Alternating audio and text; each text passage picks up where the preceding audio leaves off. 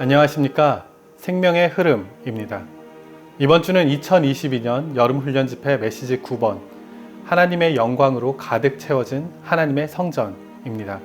이번 주 메시지를 교통하기 위해 김종덕 형제님께서 자리해 주셨습니다. 안녕하세요, 형제님. 네, 안녕하십니까, 형제님. 네, 형제님. 이번 주 메시지에 대한 간략한 교통 부탁드리겠습니다. 이번 메시지는 이제 성전에 관한 마지막 메시지라고 할 수 있습니다. 그래서 영광으로 가득 찬 성전을 보여주고 있습니다. 영광에 관한 이제 많은 그리스도인들이 하나님께 영광이라는 말을 사용하는데요. 이것을 거룩함의 표시로 여기는 이도 있고, 또 영광을 어떤 빛나는 어떤 광채나 후광으로 인식하기도 합니다. 그러나 성경에서 영광은 바로 표현되신 하나님으로 어디에서나 하나님이 표현되실 때 그것이 바로 영광입니다. 아멘. 보이지 않는 하나님은 하나님이시고 또 보이시는 하나님은 바로 영광이십니다.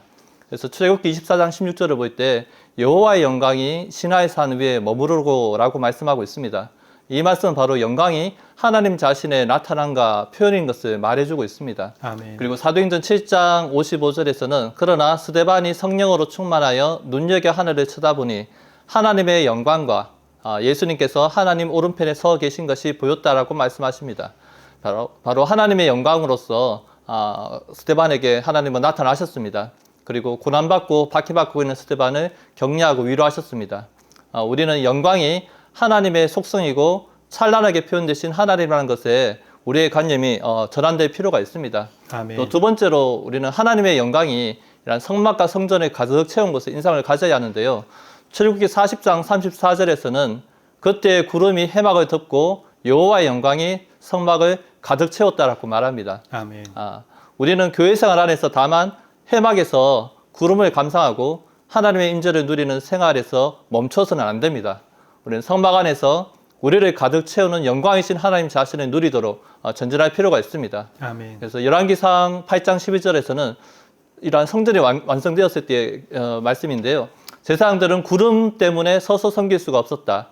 왜냐하면 여호와의 영광이 여호와의 집을 가득 채웠기 때문이다라고 말합니다. 그래서 여호와의 영광이 여호와의 성전에 가득 채웠다는 것은 하늘들에 계신 하나님을 땅으로 모셔오고 땅이 하늘들과 연결되었다는 것을 말해줍니다. 아멘. 그래서 바로 하나님께서 땅에 오셔서 그분 자신을 사람과 연결하시고 사람을 그분 자신과 연결하기 원하신다는 것을 계시하고 있습니다. 그래서 우리는 구원받고 하나님의 생명으로 거듭났고 또 하나님의 생명을 살고 이러한 생활 가운데 이 영광의 하나님을 살아낼 수 있지만은 그러나 어느 누구도 이 충만한 영광을 개인으로는 가질 수 없습니다. 하나님의 체현이시자 하나님의 영광의 광채이신 주 예수님께서 그분은 참 성전으로서 그 충만한 영광을 나타내셨고 또 이 시대에는 그분의 몸인 교회에서 이 충만을 맛보고 있으며 또 새 예루살렘에서 완전한 영광으로 가득 찬 하나님의 표현을 가질 것입니다. 또 로마서 3번부터는 이런 하나님의 영광이 이제 신약에서 나타나면서 아멘. 또 우리에게 적용되고 또 새 예루살렘으로 완결되는 것까지 그 과정을 다루고 있는데요. 또 이 아멘. 부분에 대해서도 형님 좀 교통 부탁드리겠습니다. 먼저 로마서 3번에서는 삼위 하나님이 영광의 하나님이시라는 것을 말하고 있습니다. 아멘. 그래서 에베소서 1장 17절은 영광의 아버지를 말하고 있는데요. 많은 아들들을 통하여 표현되신 영광의 아버지를 말합니다. 또한 아들 그리스도와 아버지 하나님은 영광 안에서 동일하십니다. 그래서 아들 그리스도는 히브리서 1장 3절에서는 하나님의 영광의 광채이시고 시편 24편 10절에서 영광의 왕으로 말씀하고 있으며 또 고린도전서 2장 8절에서는 영광의 주님으로 말씀하십니다. 그래서 하나님은 우리를 이 영광에 이르게 하시려고 부르셨고 또 아멘. 우리를 이 영광 안으로 인도하실 것입니다. 아멘. 또 베드로전서 4장 14절에서는 그분은 영광의 영을 말하고 있습니다. 이 영광의 영은 바로 하나님의 영이고 그리스도를 그분의 부활 안에서 영광스럽게 하신 영이십니다. 고난과 박해 가운데 있는 민들들 위해 바로 안식하시는 분이십니다. 여기에서 삼위일 하나님을 말씀하고 있는데요. 이 삼위일 하나님은 바로 영광의 하나님이심을 볼 수가 있습니다. 또 더 나아가서 우리는 하나님의 영광이 하나님의 경륜과 내재적으로 관련되어 있다는 것을 보아야 합니다. 하나님의 영원한 목표는 영원한 단체적인 표현, 곧 새 예루살렘을 위하여 그분의 많은 아들들을 영광하루로 이끄는 것입니다. 이것을 위해 하나님께서 미리 정하셨고 이 미리 정하심의 목표는 바로 영광스럽게 되는 것을 말씀하고 계십니다. 아멘. 또 그리스도의 구속은 하나님의 영광의 요구를 충족하였고 영광의 복음을 통하여 영광 안으로 우리를 부르셨습니다. 이제 그분은 우리의 생명이시고 영광의 소망으로 계십니다. 주님의 이러한 영광을 우리가 바라보고 반사할 때 변화되어 영광에서 영광에 이르게 되고 이런 하나님의 영광이 되도록 하고 계십니다. 아멘. 바로 하나님의 경륜과 관련되어 있다는 것을 볼 수가 있습니다.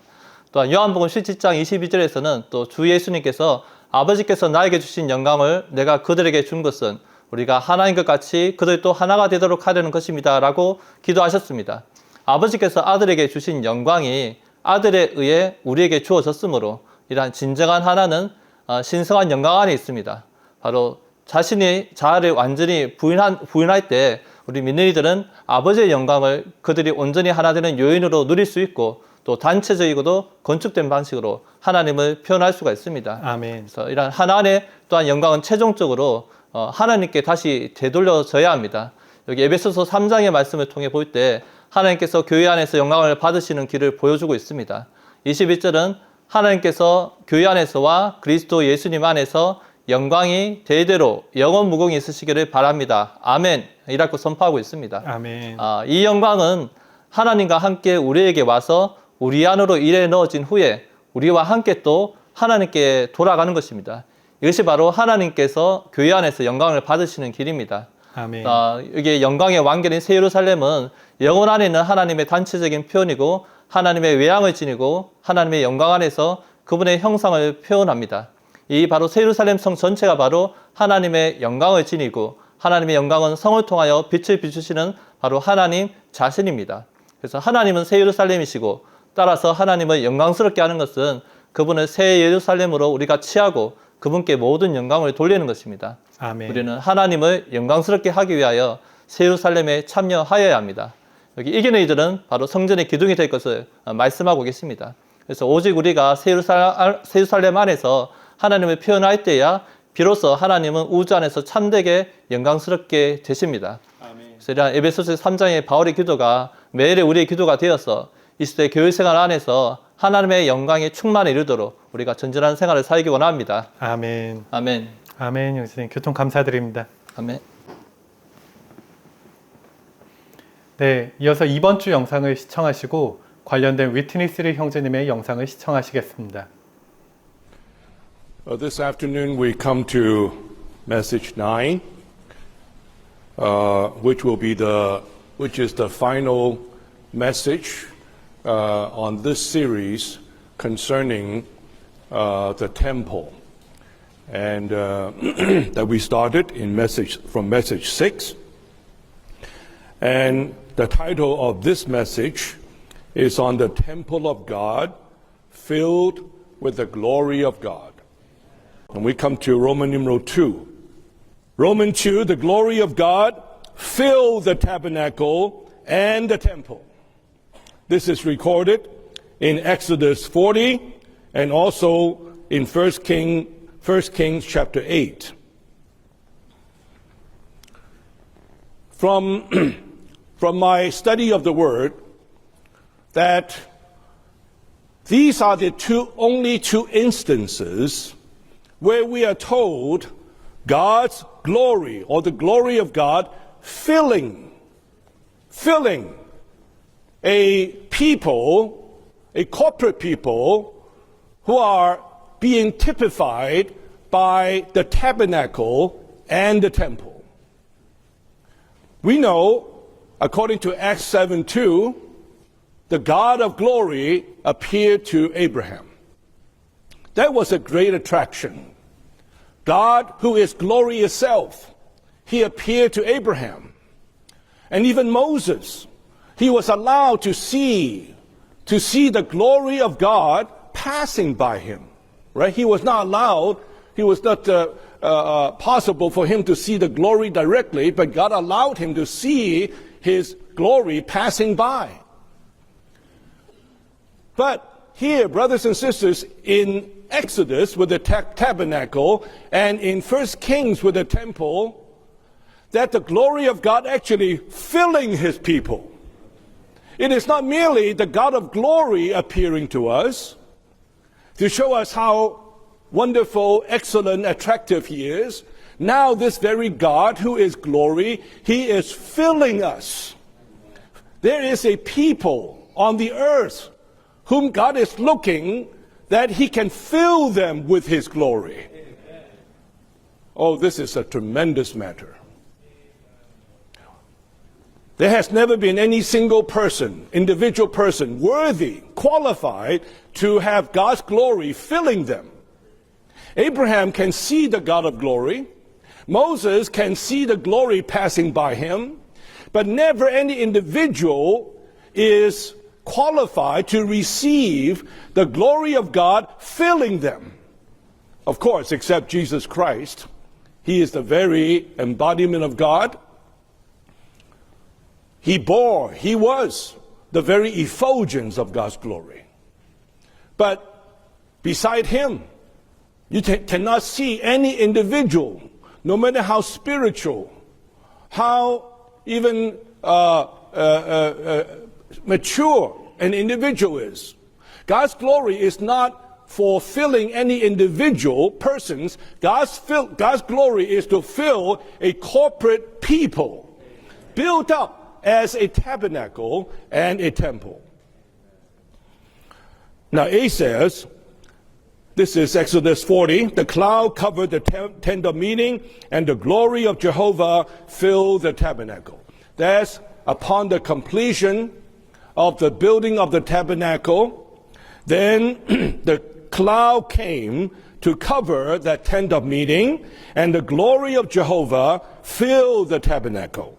One says, the day that the tabernacle was raised up, that the cloud descended and covered it, and that the glory of God entered and filled it, was a great day. A says, those who gathered around the tent of meeting could see the cloud, whereas the high priest who eventually entered into the Holy of Holies in the tabernacle could see the inward glory of the tabernacle. Well, here, I'd like to make a little clarification between what is the tent of meeting and the tabernacle. Well, in one sense, they both are referring to the same thing. The tabernacle is the tent of meeting. The tent of meeting is the tabernacle. But there is a little difference. Here, according to Exodus 34, that the cloud covered the tent of meeting, but the glory of Jehovah filled the tabernacle. So there may have been children of Israel gathered around the tent of meeting. They saw the cloud. The cloud in the Bible signifies God's presence. Wherever God was, his presence was typified by the cloud. They enjoyed God's presence. That was enjoyable. That was a delight. But the priest who entered into the tabernacle, he partook of not just God's presence, but God's glory. God gave the commandment to raise up, to erect the tabernacle on the first day of the first month of the second year. Very, very meaningful. And we know the first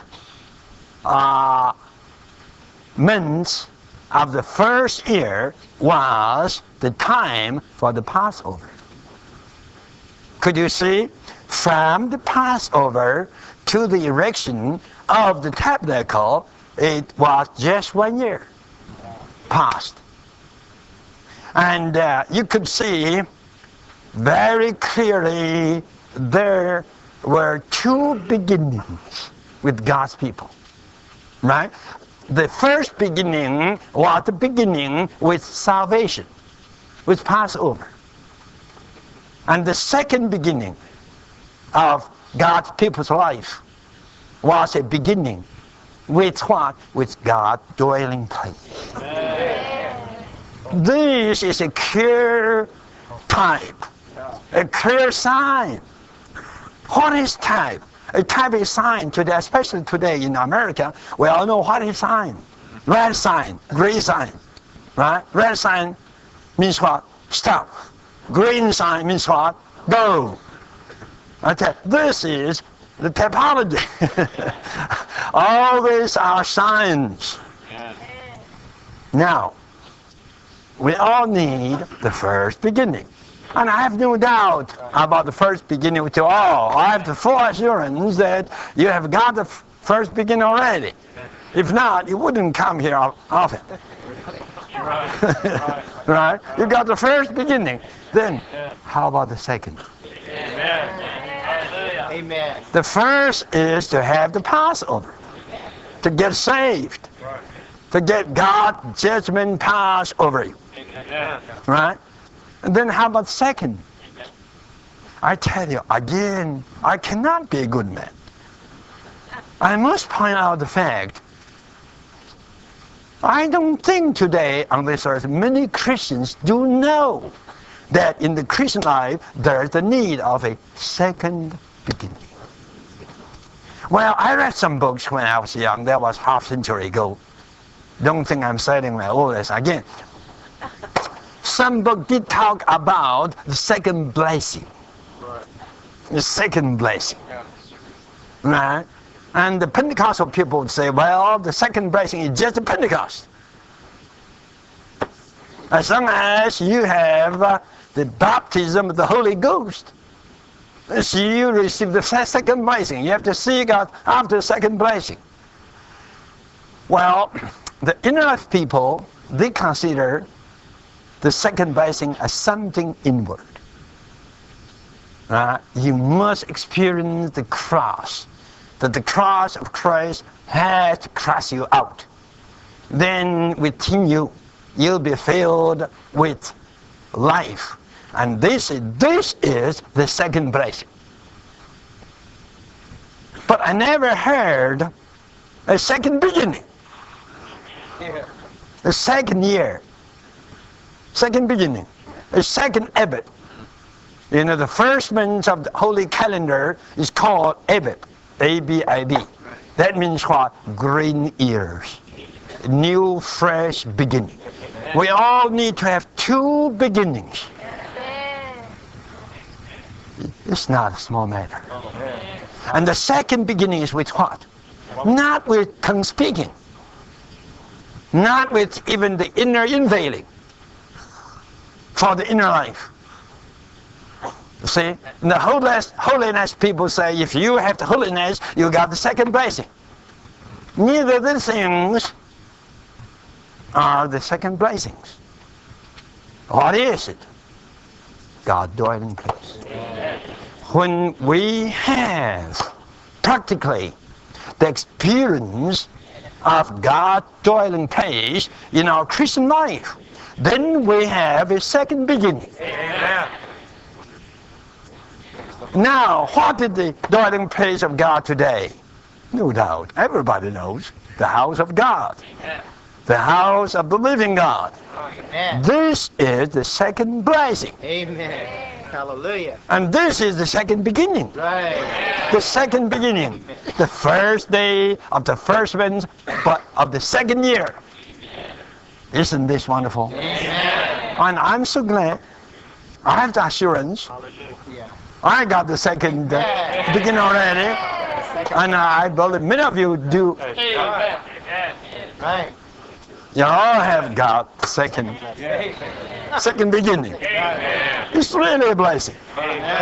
You know, such a second beginning with the dwelling of God is much higher, is much richer than tongue speaking, right? Than the inner veiling, than holiness, than anything else. Nothing can compare with God's dwelling place. In other words, nothing can compare with the church life. What is here? What is here at the ending of Exodus? God's dwelling place. Right? A tabernacle. Taken by God and possessed by Him. In the way of glory. Then what's the end of the entire Bible? The same thing. You go to Revelation. You go to the last chapter of the entire Bible. you have the same record. There's a tabernacle taken and possessed by God. Am I right? Right. And the cloud descended in Revelation. You know, John used the past tense. Not something to come, but something happened already. And the glory of God filled that tabernacle. The same kind of ending. Now, right away, after finishing of the erection of the tabernacle, what happened? The glorious cloud descended upon what? Upon the tent of meeting.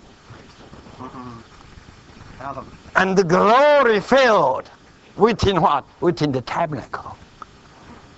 Two things with two sides. Outside, you have the tent of meeting. Inside, you have the tabernacle. You better read that verse. Have you paid attention to that? Let me read to you. Verse 34. Then the cloud covered the tent of meeting, and the glory of Jehovah filled the tabernacle. Why the cloud? The other is the glory. And the other one is the tent of meeting, and the other tabernacle. The tent of meeting is toward man. Meeting is for man. And the tabernacle is toward God. You see, from within it was the tabernacle. From without it was the tent of meeting. There is a difference today. I tell you, even you have the church life. And even you are in the church life, you may be in the outside, not in the inside. Your church life is only tent of meeting, not the tabernacle. Could you realize this? If you pay attention in your studying of the word, Exodus, you could see the tent of meeting actually begin from what time? From the adultery, time of adultery. When they made the calf, you see, and worshiped it, they had the adultery.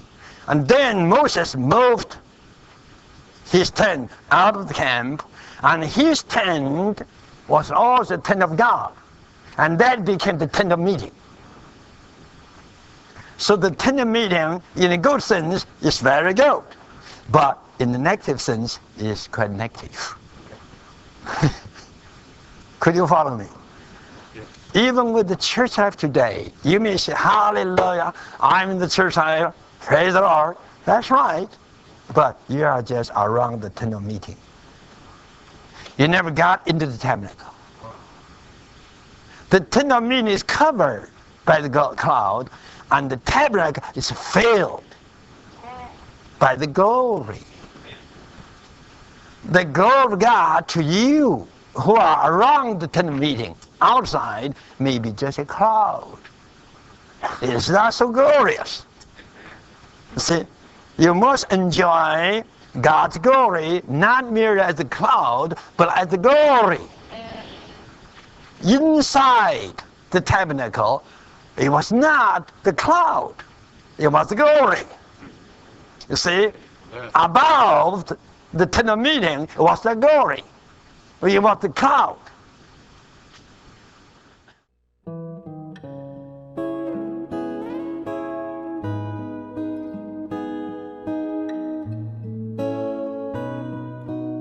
주 예수님은 요한복음 17장에서 그분이 14장부터 16장까지에서 하신 말씀을 기도로 마치셨습니다.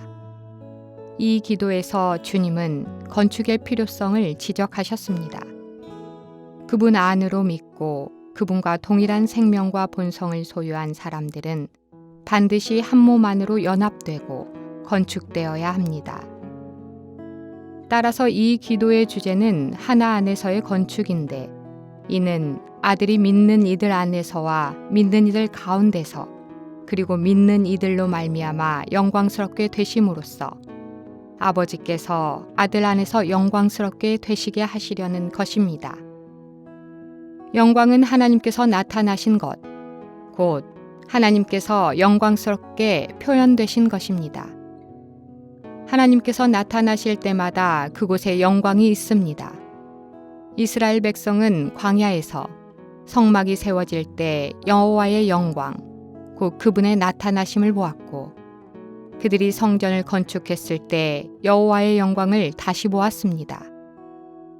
영광스럽게 됨은 나타남과 표현을 함축하고 있습니다. 신약에서 그리스도께서 나타나게 되시는 곧 영광스럽게 되시는 길은 그리스도의 몸인 교회를 통해서입니다. 아들께서 교회 안에서 영광스럽게 되실 때 하나님 아버지 또한 아들 안에서 영광스럽게 되십니다. 주님은 요한복음 17장에서 믿는 이들의 하나를 위해 기도하셨습니다. 이 하나는 삼 중에 하나입니다. 하나의 첫 번째 방면은 영원한 생명에 의해 아버지의 이름 안에서 우리가 하나라는 것입니다. 2절은 주님께서 영원한 생명을 주셔서 우리를 이 생명 안에서 하나가 되게 하셨다고 말합니다. 우리 모두는 같은 아버지에게서 태어났으므로 같은 생명을 가지고 있습니다. 그러므로 같은 한 아버지와 같은 영원한 생명을 가졌기 때문에 우리는 모두 하나입니다. 하나는 조직이나 타협과 같은 어떤 인간적인 방법에 의해서가 아니라 아버지의 신성한 생명에 의한 믿는 이들 가운데 있는 정상적인 상황입니다. 이 하나는 생명에 의해 산출된 결과입니다. 주님은 그분의 제자들이 하나님의 자녀들이고 아버지의 이름을 가지고 있다는 사실에 근거하여 하나가 되기를 기도하셨습니다. 아이들은 자신의 아버지를 부를 때 아버지 또는 아빠라고 부릅니다. 그러므로 우리가 하나님을 오 아버지, 아바 아버지 라고 부를 때마다 우리는 달콤하고 즐거운 느낌으로 눈물을 흘릴지도 모릅니다. 그분의 이름은 달콤하고 즐거운데 왜냐하면 우리에게는 그분의 이름의 실제인 아버지의 생명이 있기 때문입니다. 우리는 모두 우리의 한 아버지의 한 생명을 가지고 있고 따라서 그분의 한 가족이기 때문에 나누어질 이유가 전혀 없습니다. 한 아버지의 생명이 우리의 하나의 요소이며 기초입니다. 우리는 영원한 생명에 의해 아버지의 이름 안에서 하나 안으로 건축되어야 합니다. 요한복음 17장에 있는 하나의 두 번째 방면은 거룩한 말씀으로 거룩하게 됨으로써 하나 되는 것입니다. 이것은 하나의 더 전진된 단계입니다. 17절은 그들을 진리로 거룩하게 하여 주십시오. 아버지의 말씀은 진리입니다. 라고 말합니다. 거룩하게 하는 것은 분별시키는 것입니다. 우리 안에는 아버지의 생명이 있고 우리 밖에는 하나님의 말씀이 있습니다. 이것은 우리를 거룩하지 않은 모든 것에서 분별시키기 위한 것입니다. 거룩한 것은 하나님께 속한 것이고 하나님을 위한 것이며 하나님을 닮는 것입니다. 하나님만이 거룩하십니다. 하나님께 속한 모든 것, 하나님을 위한 모든 것, 하나님을 닮는 모든 것은 거룩합니다. 성소, 거룩한 관유, 제물들, 성막 안의 기구들, 성막 자체와 같은 많은 거룩한 것들이 있는데 이는 이 모든 것이 하나님께 속했고 하나님을 위한 것이었기 때문입니다. 아론과 그의 아들들은 하나님께 분별되었으므로 거룩했습니다. 그들은 하나님께 속한, 하나님을 위한, 하나님과 함께하는 사람들이 되었습니다. 하나님의 말씀은 우리를 하나님께로 분별시켜 하나님께 속하고 하나님을 위하며 하나님을 닮는 사람들로 만듭니다. 말씀을 주의하지 않고 세상에 머무는 믿는 이들은 하나님의 거룩하게 하는 말씀에 의해 하나님께 분별된 이들과 하나 될 수 없습니다. 전자는 세상을 위하고 세상으로 채워지지만 후자는 하나님을 위하고 하나님으로 채워집니다. 따라서 모든 믿는 이들 안에는 아버지의 생명이 있지만 밖에 있는 세상적인 것들이 어떤 믿는 이들을 나누어지게 합니다. 세상적인 것은 몸 안에서 빗나가게 하는 요인이지만 하나님의 말씀은 거룩하게 하는, 곧 분별시키는 요인입니다. 하나님의 말씀은 우리를 세상과 세상에 속한 어떤 것에서 분별시킵니다. 이러한 이유로 우리는 모두 하나님의 말씀을 기도로 읽을 필요가 있습니다. 우리가 기도로 읽는 것을 통해 주님의 말씀을 먹으면 먹을수록 말씀은 더욱더 우리를 세상으로부터 분별시키는 일을 할 것입니다. 한 자매가 어떤 세속적인 물건을 구입하기로 결정했을지 모르지만 잠시 동안 말씀을 기도로 읽고 나면 그러한 물건들을 사고 싶은 생각이 자연스럽게 사라집니다. 우리는 기도로 읽음으로써 말씀을 먹으면 먹을수록 더욱더 진리에 의해 곧 아버지의 말씀으로 말미암아 세상에서 분별되고 하나로 건축됩니다. 본 내용은 미니스트리 다이제스트 2022년 여름 훈련 집회 열왕기 상하 결정연구 2권에서 일부를 발췌한 것입니다.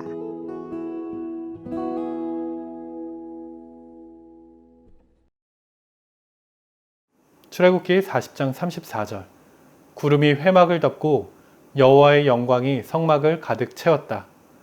요한복음 1장 14절 말씀께서 육체가 되시어 우리 가운데 장막을 치시니 우리가 그분의 영광을 보니 아버지에게서 온 독생자의 영광이었다. 하나님의 영광이 성막과 성전을 가득 채웠습니다. 이번 한 주간도 하나님의 성전인 교회 안에서 상에 있는 떡을 마음껏 누리고 또 분향단에서 지체들을 위해 중보기도 함으로써 하나님의 거처 안에 있는 아들 안에 그 영광을 온전히 체험하는 기간이 되시기를 기도드리겠습니다. 그러면 저희는 다음 주에 다시 찾아뵙도록 하겠습니다.